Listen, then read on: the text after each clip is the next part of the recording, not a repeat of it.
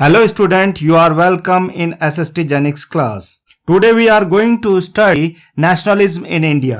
Student जैसे मैं पहले ही बता चुका हूं कि नेशनलिज्म का जो आइडिया है वो फ्रेंच रिवॉल्यूशन के साथ शुरू होता है। नेशन स्टेट का जो कॉन्सेप्ट है वो फ्रांस में जन्म लेता है, पूरे वर्ल्ड के अंदर फैल जाता है। पर जो ये नेशन स्टेट का आइडिया था ये पूरे वर्ल्ड में डिफरेंट कंट्रीज में डिफरेंट तरीके से आया। इंडिया के अंदर नेशनलिज्म को हम रिलेट करते हैं इंडिया के अंदर चलने वाले एंटी कॉलोनियल मूवमेंट के साथ। जैसा कि हम जानते हैं कि छोटा सा एक कंट्री इंग्लैंड वो इंडिया के ऊपर अपना राज इस्टेब्लिश इसलिए कर पाया क्योंकि हमारे अंदर यूनिटी नहीं थी, हमारे अंदर काफी सारी विभिन्नताएं थी, हम एक दूसरे के अगेंस्ट स्ट्रगल कर रहे थे और इसका बेनिफिट पूरी तरह से अंग्रेजों ने उठाया। और जब हमने शुरुआती दौर में स्ट्रगल किए भी थे तो वो छोटे छोटे एरिया में अलग अलग तरीके से वो स्ट्रगल चल रहा था जिससे आसानी से अंग्रेज कुचल देते थे।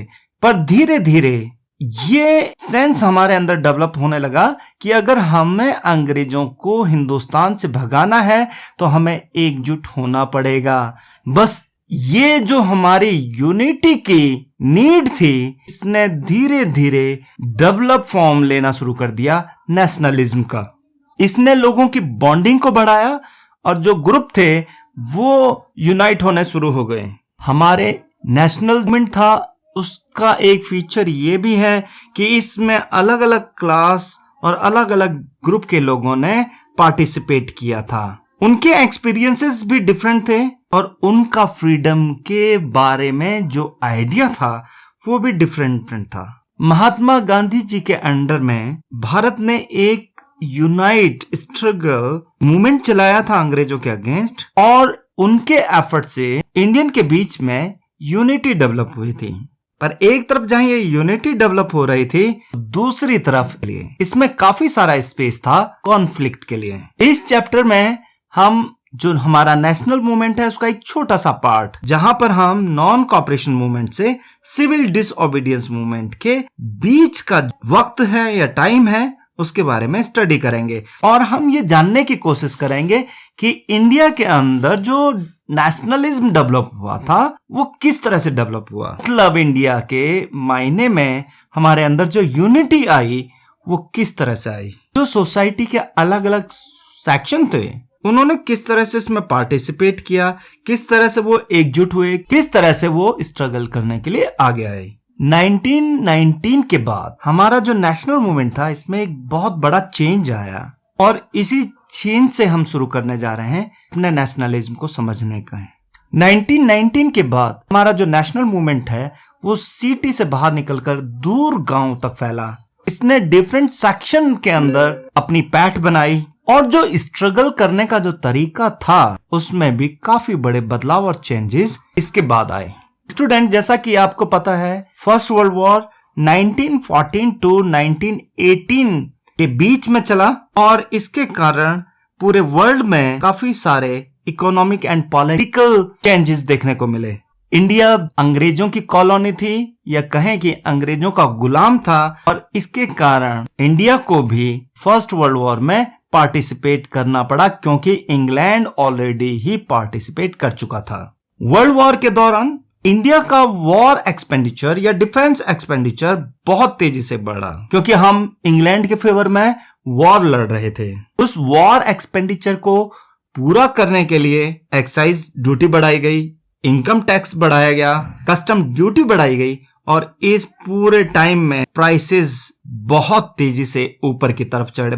5 साल के दौरान ही महंगाई लगभग डबल हो चुकी थी। 1913 टू 1918 के बीच अंग्रेज फोर्स रिक्रूटमेंट कर रहे थे, वो किसानों को जबरदस्ती फौज में भर्ती करा रहे थे ताकि वर्ल्ड वॉर में यूरोप में जो फौजियों की कमी है उसको पूरा किया जा सके। 1918 और 1920 में हमारी क्रॉप फेल हो चुकी थी जिसके कारण एक्यूट शॉर्टेज का हम सामना कर रहे थे फूड के मैटर में। इसके पीछे पीछे इन्फ्लुएंजा एपिडेमिक भी आ चुका था और 1921 के जो सेंसस है उसमें बताया गया कि 12 to 13 मिलियन पीपल उनकी डेथ हुई फैमाइन के कारण और इस एपिडेमिक के कारण। जैसा कि मैं बता चुका हूं कि इंडिया काफी मुश्किल दौर में गुजर रहा था और सरकार का ध्यान केवल यूरोप की पॉलिटिक्स में था। वो किसी भी हालत में इंग्लैंड के लिए वॉर लड़ना चाहता था। जहां उसको जो है इंडियन की मदद करनी चाहिए थी,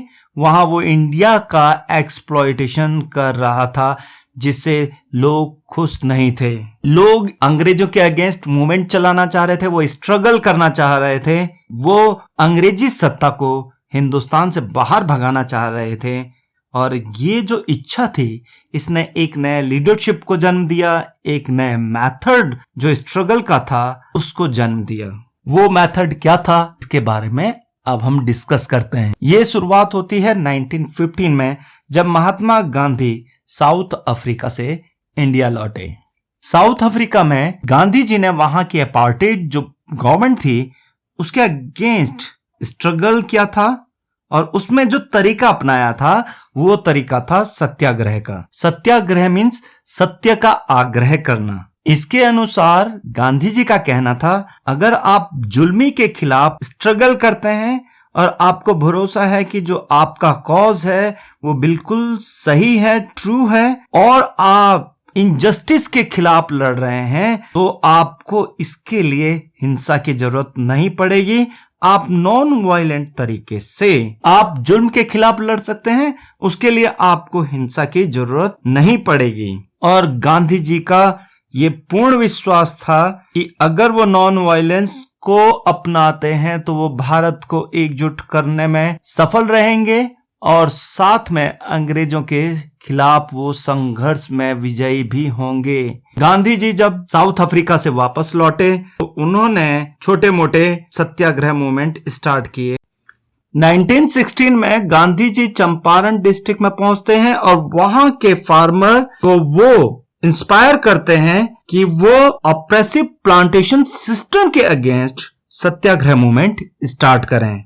उसके बाद 1917 में वो एक सत्याग्रह मूवमेंट खेड़ा डिस्ट्रिक्ट में स्टार्ट करते हैं, जहां पर फिर दोबारा से वो फार्मर के सपोर्ट में डिमांड गवर्नमेंट के सामने रखते हैं। खेड़ा डिस्ट्रिक्ट में प्लेग एपिडेमिक फैला हुआ था और वहां की क्रॉप पूरी तरह से फेल हो गई थी और इसके कारण फार्मर अपना रेवेन्यू का जो ड्यूज था उसे पेड करने में असमर्थ थे। तो इसके लिए गांधी जी ने गवर्नमेंट के ऊपर प्रेशर डाला कि वो अपना रेवेन्यू को कलेक्ट करने में कंसेशन दें। गांधी जी ने अपना यह एक्सपेरिमेंट 1918 में अहमदाबाद में जो मिल वर्कर थे उनके फेवर में चलाया। ये जो गांधी जी का एक्सपेरिमेंट था सत्याग्रह के लिए, इसने लोगों के अंदर विश्वास पैदा किया और साथ में भारत के लोगों को इस चीज के लिए तैयार किया कि वो एक बड़ा मूवमेंट अंग्रेजों के अगेंस्ट खड़ा कर सकें, जिसमें